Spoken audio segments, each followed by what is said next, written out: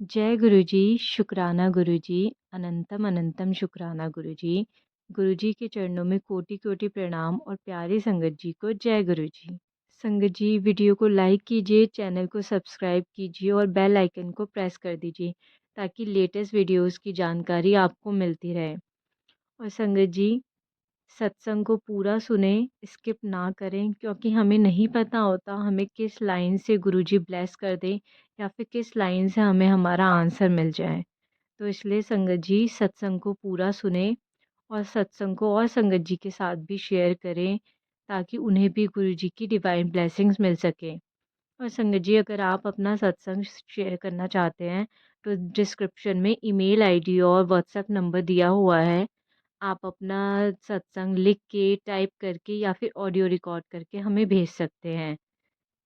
संगत जी सत्संग को शुरू करने से पहले गुरुजी महाराज का मंत्र जाप करते हैं। आप भी बोलिए। ओम नमः शिवाय, शिव जी सदा सहाय। ओम नमः शिवाय, गुरुजी सदा सहाय।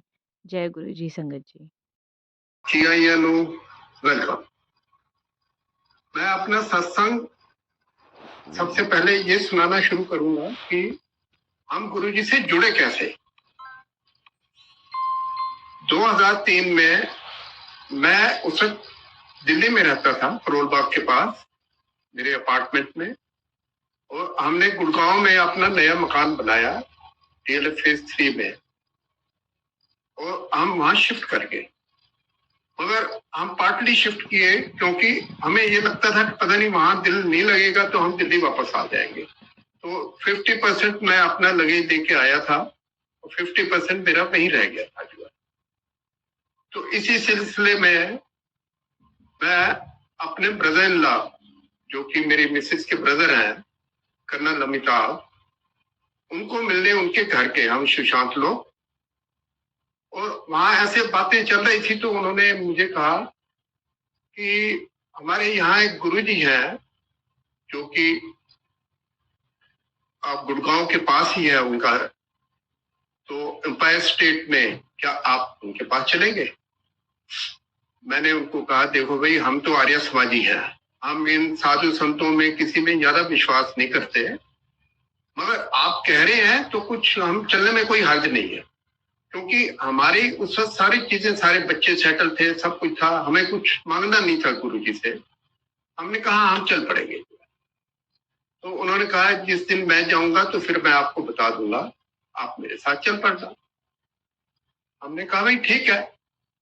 तो 3-4 दिन बाद उनका फोन आया, वो कहने लगा जीजा जी चलो आज शाम को जो है ना 7 बजे मंदिर चलेंगे। तो मैंने उनको कहा कि भाई शाम को 7 बजे क्यों, अभी आज दिन में ही होके आ जाते हैं। वो कहते नहीं, ये मंदिर तो हमारा खुलता ही शाम को 7 बजे के बाद है। मैंने कहा भाई ऐसा क्यों? वो कहने लगे कि गुरुजी ये चाहते हैं कि जितने भी लोग अपने काम से निपट कर सारा बिल्कुल फ्री होके यहाँ पर आए, उनके दिमाग में कोई टेंशन नहीं रहनी चाहिए। मैंने कहा भाई हम, बड़ा अजीब सा मंदिर है, चलो। खैर उस दिन फिर उनके साथ वो आए, अपनी गाड़ी में लेके हमें। वहां जाके उन्होंने कहा जैसे जैसे मैं करूंगा आप भी साथ साथ में आपने ऐसे करते रहना जो है। तो गुरु जी के दरबार में गए, देखे एक साधु बैठे हुए हैं, बड़ी अच्छी ड्रेस में बैठे हुए हैं सिंहासन पर। तो हमने जाके उनके माथा टेका जैसे सब कर रहे थे। तो हमें, क्योंकि हम जरा लेट पहुंचे तो हमें जगह बहुत पीछे मिली वहां बैठने के लिए, हम वहां बैठ गए जो है। तो मैं इनको तरीके से कह रहा था कि वहां शब्द चल रहे थे, गुरबानी के शब्द चलते हैं कि आप आंखें बंद करके अपना मेडिटेट करो जो है। हम भी बैठ गए। असल में क्या है, आंटी के और मेरे घुटनों में भी थोड़ा दर्द होता था, तो हमें बैठने में जरा असुविधा थी, मतलब इतना कंफर्टेबली नहीं बैठते थे। और इतने में कोई मतलब सेवादार आगे, वो कहने लगे जरा और आगे बैठिए, और आगे बैठिए। हमने कहा चलो भाई, किसी तरह टाइट होके मैं बैठ गया जो है। मगर जब एंड में जब उठे उस वक्त हमें कुछ महसूस नहीं हुआ कि हमारी टांगों में दर्द है।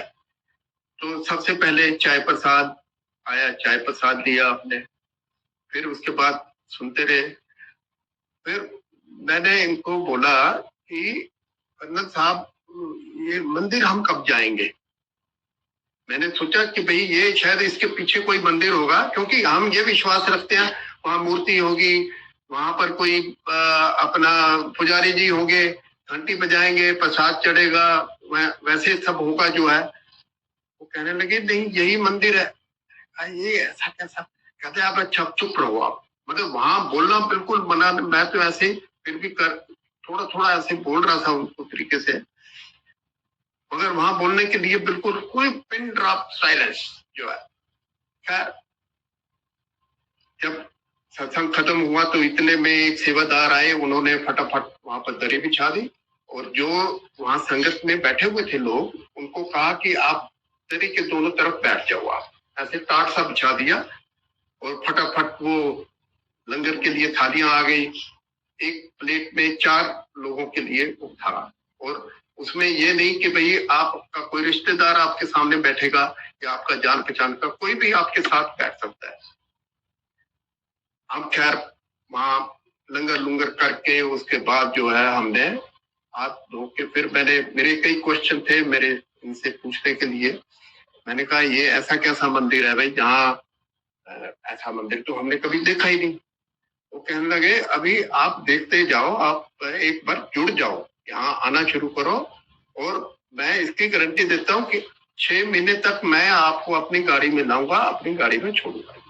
ये मतलब गुरुजी ऐसे सेवा कराते थे लोगों से कि भाई नई संगत को लाओ, और उनका जो जैसे हमें भी अभी भी जो गुरुजी बोलते थे कि भाई फला आदमी को जाओ बाहर रजौरी गार्डन छोड़ के आओ, तो एक सेवा होती थी। खैर वो उन्होंने हमें 6 महीने तक ऐसे लाते रहे। वो जो है तीसरे या चौथे दिन हम गुरुजी के जब वहां दरबार में पहुंचे तो मैंने माथा टेका, तो गुरुजी पूछते की ना, वो पंजाबी में बात करते थे, की ना ਤੁਹਾਡਾ। मैं कहा जी सुरेश अरोड़ा। कहते गुड़गांव वाले। I was shocked. मैं कहा यार इनको कैसे पता, या तो इनका नेटवर्क ऐसा है, मतलब दिमाग में ये चीज आती है कि इनका नेटवर्क, इनके लोग बता देते होंगे भाई ये आदमी है। तो ताकि वो बाद में मैंने उनसे पूछा कर्नल साहब से, क्या आपने मेरे बारे में बता दिया था, क्या मेरी बैकग्राउंड सारी बता। कहता है मेरी तो यहाँ गुरुजी से कोई बात ही नहीं कर सकता, हमारी तो हिम्मत ही नहीं है कि गुरुजी से ऐसे जाके बात करें। तो ये कहते हैं ये भगवान का नेटवर्क है, ये अभी आपको समझ नहीं आएगा, ये बाद में समझ आएगा। वो सारे जानी जान है, उनको सब मालूम है। ये गुरुजी का एक तरीका था हमें ये बताने के लिए कि भाई हाँ मैं सब जानता हूँ, तुम ठीक जगह आ जाए। खैर हमने फिर वहां रेगुलर जाना शुरू कर दिया। फिर भी हमें ये लगता कि वहां पर हु इज हु, सारे इतने बड़े बड़े मिनिस्टर, इतने आईएएस ऑफिसर, इतने लोग आते थे वहां पर।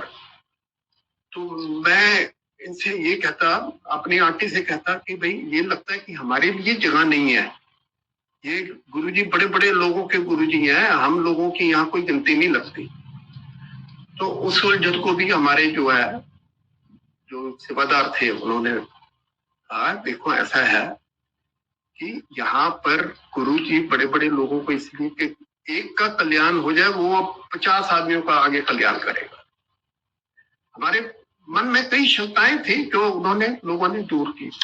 और दूसरा कई बार क्या होता था कि लेडीज ज्यादा जो गुरुजी उनको मौका देते थे उनके हाथ दबाने के लिए। कभी कभी जैसे सिंहासन पर बैठे हैं तो किसी ने रिक्वेस्ट की गई गुरुजी, तो उनके कष्ट टालने के लिए वो उनको हाथ दबाने के लिए बोलते थे या पांव दबाने के लिए।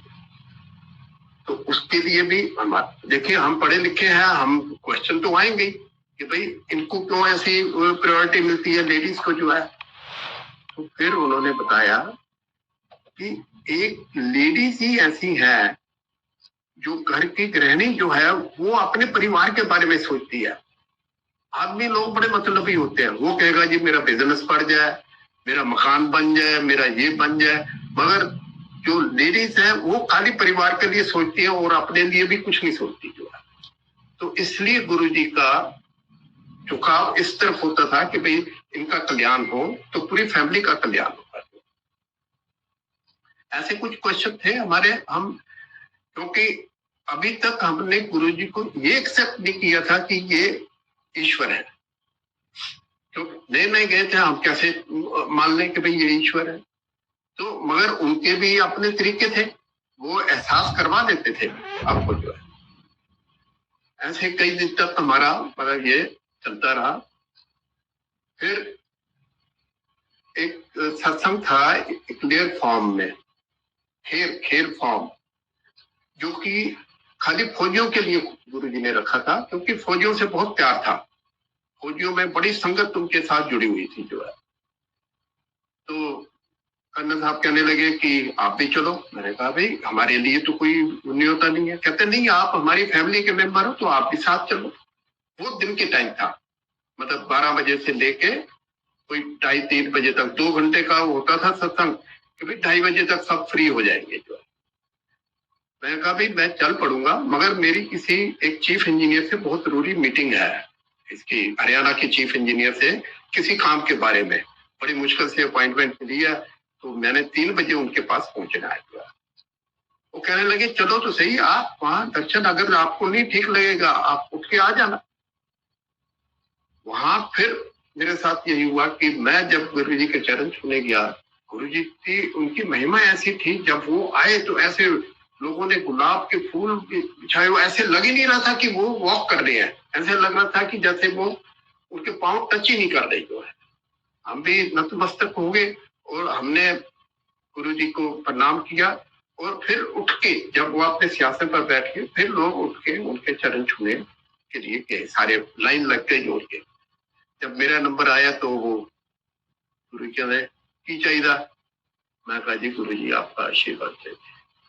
हमारे लिए यही बहुत था कि इतनी संगत में अगर हमारे से पूछ रहे हैं कि भाई की चाहिए, तो मैंने कहा जी मेरे को तो आशीर्वाद चाहिए। हम आके फिर बैठ के शब्द चल रहे थे, अपना कंसंट्रेट कर रहे थे। फिर थोड़ा सा ये भी होता है, इधर उधर देखते कौन कौन आए हैं लोग जो है, कि भाई हमारी कहीं गिनती भी है यहाँ या नहीं है। 2 बज गए तो मैं कर्नल साहब को कहूँ भाई मेरी तो मीटिंग है। वो कहता नहीं, यहाँ लंगर खाए बिना मत जाना, लंगर इससे डिवाइन प्रसाद, आप इसको जो है छोड़ के नहीं जाना किसी भी हालत में। मैं कहा यार मेरी मीटिंग है, वो क्योंकि हम दूर बैठे थे, वो मैं बार बार उठूं वो मेरे को फिर बिठा दे। कहते देखो अगर गुरु जी चाहेंगे तो आप लंगर खा के जाओगे, अगर नहीं चाहेंगे तो आप ऐसे चले जाओगे, मगर मैं तो आपको एडवाइस ये करूंगा।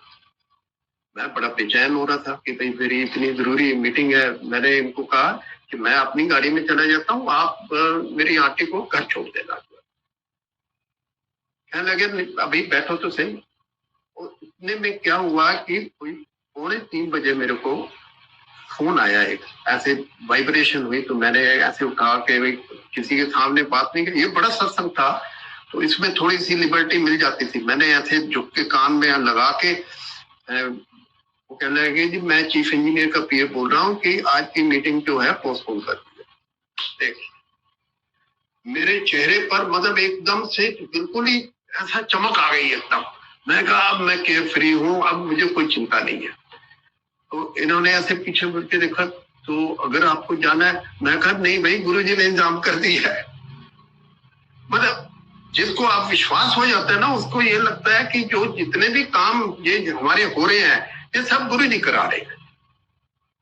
तो इससे हमारा थोड़ा सा और वो हो गया। फिर उन्होंने समझाया कि भाई जब गुरु जी की इच्छा, आप अगर गुरु जी के दरबार में आए हो तो उनकी इच्छा के बिना नहीं आए। आप कितना